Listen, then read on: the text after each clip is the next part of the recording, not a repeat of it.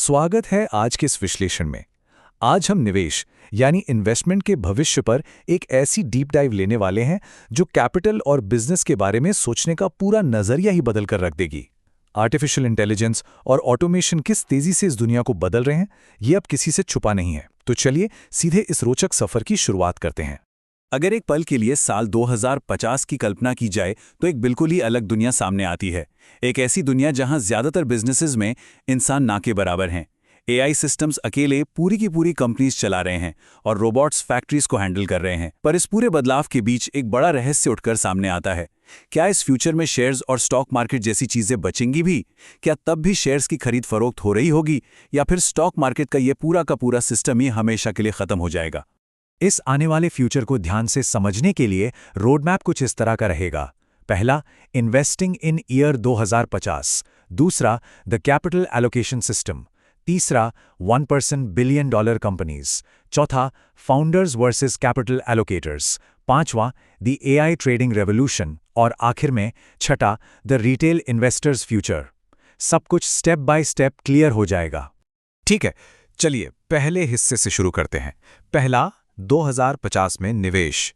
अब आते हैं दूसरे पॉइंट पर, द कैपिटल एलोकेशन सिस्टम। अक्सर लोगों को लगता है कि स्टॉक मार्केट बस ट्रेडिंग चार्ट्स और ऊपर नीचे होती लाइंस का एक खेल है, पर सच तो यह है कि ये दुनिया का सबसे बड़ा कैपिटल एलोकेशन सिस्टम है। इसका पूरा मकसद ही पैसे को सही दिशा में भेजना है, उन कंपनीज तक जो एक्चुअली फ्यूचर बिल्ड कर रही हैं।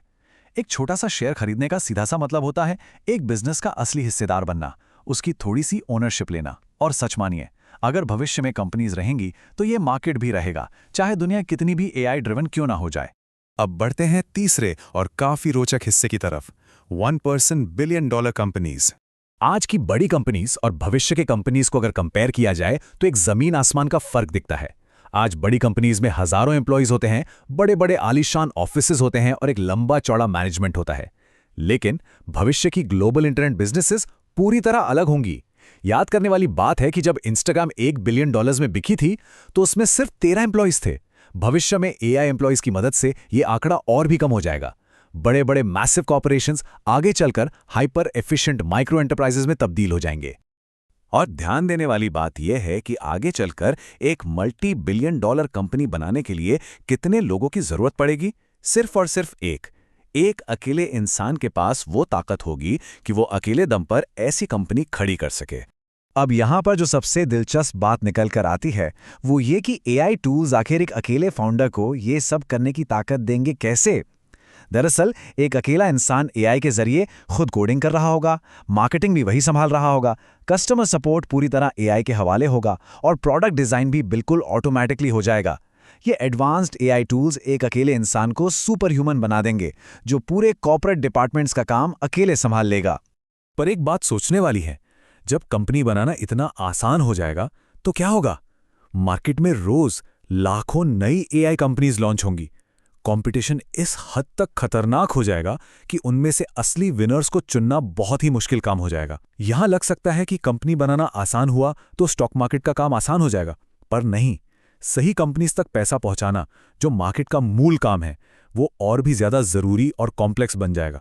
यहीं से शुरू होता है चौथा हिस्सा, founders versus capital एलोकेटर्स।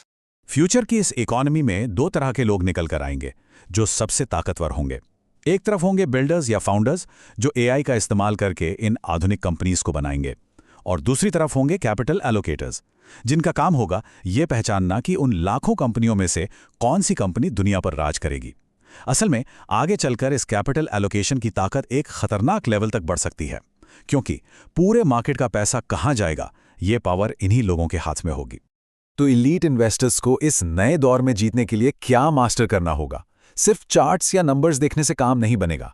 AI, data, human psychology और टेक्नोलॉजी ट्रेंड्स में महारत हासिल करनी ही होगी। अब अगर सोचा जाए कि एआई के इस दौर में ह्यूमन साइकोलॉजी क्यों, तो जवाब बहुत सीधा है। आखिर में प्रोडक्ट्स तो इंसानों को ही बेचे जाएंगे ना। जो इन सारी चीजों को मास्टर कर लेगा वही अगली $1 ट्रिलियन कंपनी को उसके शुरुआती दौर में ही पकड़ सकेगा। अब आते हैं पांचवें हिस्से पर, दी एआई ट्रेडिंग रेवोल्यूशन।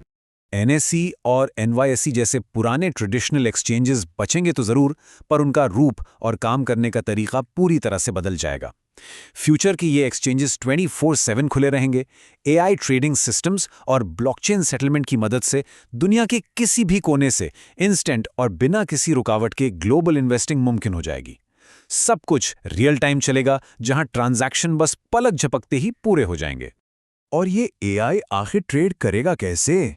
ये सिस्टम लगातार दुनिया भर की न्यूज़ एनालाइज करेगा, इंसानी जज्बातों और सेंटिमेंट्स को ट्रैक करेगा, इकोनॉमिक ट्रेंड्स को गहराई से समझेगा और मिली सेकेंड्स के अंदर रियल टाइम डिसीजंस लेगा।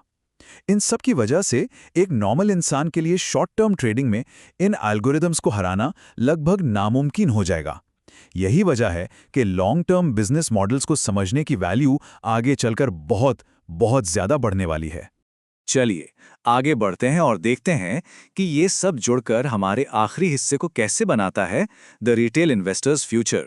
अक्सर ये डर लग सकता है कि शायद इस मैसिव एआई रेवोल्यूशन के बाद आम इंसान के लिए मार्केट में कोई जगह ही ना बचे, पर ऐसा बिल्कुल नहीं है। इंटरनेट ने इन्वेस्टिंग को पूरी तरह डेमोक्रेटाइज कर दिया है। मोबाइल एक्सेस, मुफ्त इन्फॉर्मेशन और सबके लिए अवेलेबल एआई टूल्स की वजह से एंट्री बैरियर्स टूट गए हैं। एक एवरीडे आम इन्वेस्टर आज भी और फ्यूचर में भी वेल्थ जनरेट कर सकता है। फ्यूचर की इन्वेस्टिंग दरअसल एक प्रिडिक्शन गेम की तरह होगी। वहां सिर्फ इमोशंस के बेसिस पर फैसले लेने से काम नहीं चलेगा। सही निवेश के लिए इन ट्रेंड्स को लगातार ट्रैक करना होगा। Technology, human behaviour, AI adoption, demographics, energy, robotics और बायोटेक्नोलॉजी।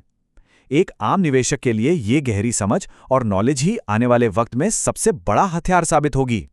तो सबसे अहम मुद्दा यह है कि wealth will go to those who understand the future first, यानी दौलत वही बनाएगा जो भविष्य को सबसे पहले समझ लेगा। आने वाले 50 से 100 सालों तक स्टॉक मार्केट ही दुनिया की सबसे बड़ी वेल्थ क्रिएशन मशीन बनी रहेगी। बस शर्त सिर्फ इतनी है कि मार्केट और टेक्नोलॉजी की इस डीप अंडरस्टैंडिंग को अपनाना पड़ेगा। इस पूरे विश्लेषण को खत्म करते हुए एक बहुत ही बड़ा और सोचने पर मजबूर करने वाला सवाल सामने आता है। 2050 की दुनिया में जमीन पर असली ताकत किसके हाथ में होगी? क्या वो नए दौर का बिल्डर या फाउंडर होगा जो एआई की मदद से दुनिया बदलने वाली ऐसी बड़ी कंपनीज बनाएगा, या फिर वो कैपिटल एलोकेटर होगा जो इन्हें पहचानकर ये फैसला करेगा कि पैसा और ताकत आखिर किस तरफ मुड़ेगी? ये वाकई आने वाले कल का सबसे बड़ा सवाल है।